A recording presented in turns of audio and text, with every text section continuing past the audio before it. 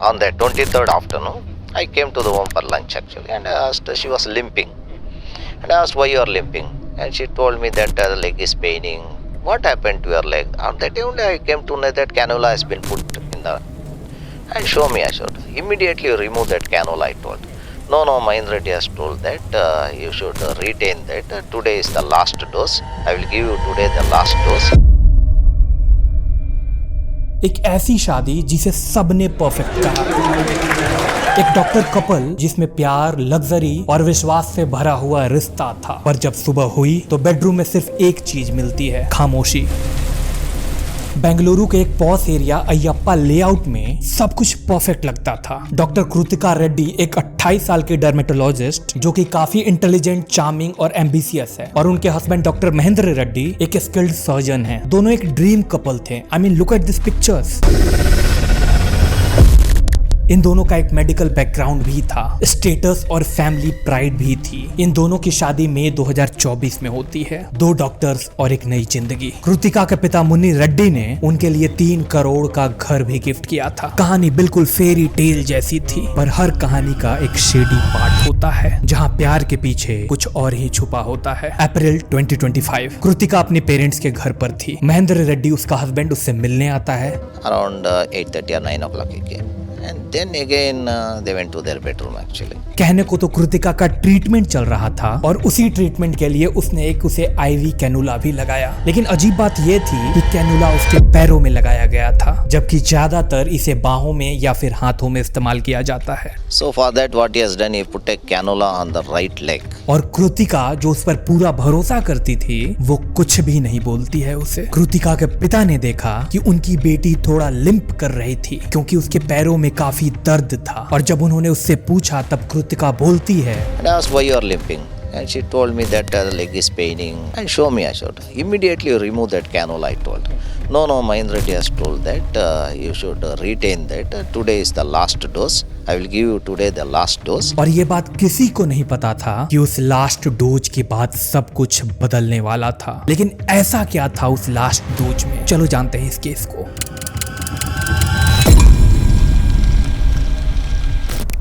24 अप्रैल 2025 की सुबह महेंद्र रेड्डी ने सुबह 7:30 बजे अपना फोन उठाया और उसने अपने इन-लॉज को फोन करके बहुत ही कामली बोला कि कृतिका अनकॉन्शियस है और वो उसे हॉस्पिटल ले जा रहा है। Kritika is unconscious and I am taking her to hospital. और उसके परिवार वाले जैसे ही हॉस्पिटल पहुंचते हैं तो उन लोगों को सुनने के लिए मिलता है दैट शी इज गॉन। उसकी नेचुरली डेथ हो गई थी। She must have died in her sleep. सब लोग शॉक में थे। I get a call from my mom stating that my sister is unresponsive. Her body has become cold. She's not responsive. So that will become a great shock for us. And then we leave from here. It takes us 2 hours to reach the spot. पर महेंद्र रेड्डी बिल्कुल काम and compose था। वो बोलता है कि postmortem की कोई जरूरत नहीं है। मैं खुद एक सर्जन हूँ और मुझे अच्छे से पता है कि इसके साथ क्या हुआ है। Mahendra and his family would have been trying their level best to avoid postmortem.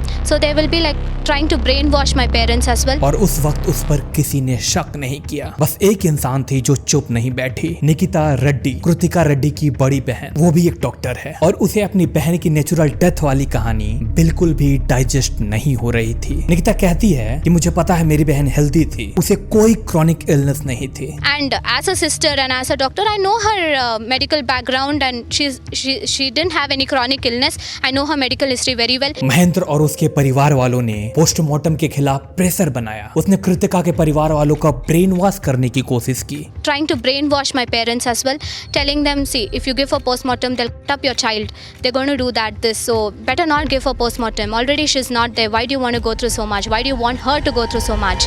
लेकिन निकिता रेड्डी अपनी जिद पर अड़ी हुई थी। वो बोलती है कि मैं भी एक डॉक्टर हूँ और पोस्टमार्टम तो होकर रहेगा, चाहे कुछ भी हो जाए। पोस्टमार्टम होता भी है, पर इनिशियल रिपोर्ट में कुछ भी अनयूजुअल नहीं मिलता है। केस क्वाइट हो गया, एकदम शांत हो गया और महेंद्र रेड्डी अपना नॉर्मल लाइफ जी रहा था, जैसे उसे कुछ परवाह ही ना हो किसी चीज की। पुलिस वालों ने भी ऑलमोस्ट फाइल क्लोज कर दी थी। महीना बीत गया, फिर 2, फिर 3 और फिर ऐसे ही 6 महीना बीत जाता है, लेकिन तब भी सब के सब चुप थे। सभी लोग ऑलमोस्ट हार मान गए थे। लेकिन तभी cut to October 2025, forensic science laboratory से एक सील्ड इन्वेलप आता है। रिपोर्ट खुली और सब कुछ बदल जाता है इस रिपोर्ट के बाद। एंड उस टॉक्सिकोलॉजी रिपोर्ट में कृतिका के बॉडी से प्रोपोफोल नाम का ड्रग मिलता है। There is an excess use of propofol, which is a sedative. It is used in anesthesia. एक ऐसा एनेस्थेटिक ड्रग जो नॉर्मली ऑपरेशन थिएटर में यूज होता है, वो भी काफी कैलकुलेटेड डोज के साथ। और अगर इसे गलत डोज में दे दिया जाए तो दिल की धड़कनें भी रुक सकती है। एंड फॉर योर इन्फॉर्मेशन, कुछ ऐसा ही ड्रग एक famous pop star Michael Jackson के बॉडी से भी मिला था। माइकल जैक्सन और कृतिका रेड्डी के मौत का कारण तो ऑलमोस्ट सेम था, पर दोनों के मौत के पीछे का मोटिव बिल्कुल अलग अलग था। एंड ये वही ड्रग है जो महेंद्र रेड्डी के पास आसानी से अवेलेबल था, क्योंकि वो एक सर्जन था। फॉरेंसिक ने कंफर्म किया कि ये कोई एक्सीडेंटल नहीं था, इसे डेलिबरेटली किया गया था। But now we are seeing that the treatment which she was undergoing,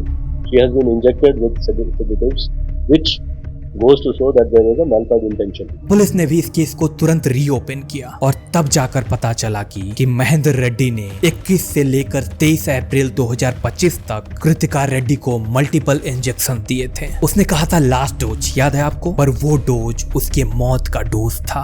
No, Mahendra Reddy has told that you should retain that. Today is the last dose. I will give you today the last dose. Hospital के records, ivy sets और उसके phone chats, इन सब ने एक ही कहानी बोली। महेंद्र रेड्डी ने उसका ट्रस्ट, उसका प्यार और उसके प्रोफेशन का मिसयूज किया है। प्यार, पैसा, ईगो सब थियोरीज हैं, पर मौत के पीछे की असली वजह अभी भी मिस्ट्री बनी हुई थी। महेंद्र रेड्डी को करीब 400 किलोमीटर दूर मणिपाल से अरेस्ट किया जाता है। पुलिस कहती है कि उसने अपनी मेडिकल नॉलेज कृतिका रेड्डी को ठीक करने के लिए नहीं, बल्कि उसे मारने के लिए इस्तेमाल किया था। पर सवाल ये है कि एक पढ़े लिखे डॉक्टर ने इतनी सोची समझी प्लानिंग आखिर की क्यों? और क्या ये सब पहले से ही तय था? अप्रैल 21, 2025, महेंद्र रेड्डी की वाइफ कृतिका रेड्डी को गैस की प्रॉब्लम थी, तो डॉक्टर महेंद्र रेड्डी ने बोला कि बस ये छोटी मोटी बीमारी है, मैं खुद ही इसे देख लूंगा। और फिर उसने अपनी वाइफ डॉक्टर कृतिका रेड्डी के पैरों में आईवी कैनुला लगाया, जिसे जनरली हाथों में लगाया जाता है। एक छोटी सी निडल, पर इसी निडल से लिखी गई थी कृतिका की मौत की कहानी। पहला दिन 21 अप्रैल, महेंद्र बोलता है कि बस ये फ्लूइड थेरेपी है। दूसरा दिन 22 अप्रैल, कैनुला वही सेम जगह लेग में लगा रहा एंड उसे डोजेस वहीं से मिलते रहे। और तीसरा दिन 23 अप्रैल, उसने बोला आज लास्ट डोज दूंगा और फिर ये दर्द हमेशा के लिए खत्म हो जाएगा। एंड वो डोज सच में लास्ट डोज थी। एक लविंग हस्बैंड एक मॉन्स्टर में बदल गया था। अगली सुबह 24 अप्रैल, महेंद्र का बोलना था कि वो बाथरूम गया था और जब वो वापिस आया तो कृतिका बिल्कुल अनरिस्पॉन्सिव थी। लेकिन सोचने वाली बात ये है कि एक डॉक्टर जिसके पास प्रॉपर मेडिकल ट्रेनिंग थी, और जब उसने देखा कि उसकी वाइफ पूरी तरीके से अनरिस्पॉन्सिव है, वो कुछ भी रिस्पॉन्ड नहीं कर रही है, तो उसने फिर सीपीआर परफॉर्म क्यों नहीं किया? उसने सबसे पहले एम्बुलेंस को क्यों नहीं बुलाया? इनिशियली पुलिस ने भी केस को नेचुरल डेथ माना था, क्योंकि महेंद्र ने बोला था कि she was unwell and I am a doctor, मुझे पता है इसके साथ क्या हुआ है। लेकिन फिर 6 महीने बाद जब उसके विसरा की फोरेंसिक रिपोर्ट आई, तब सब कुछ पलट गया था।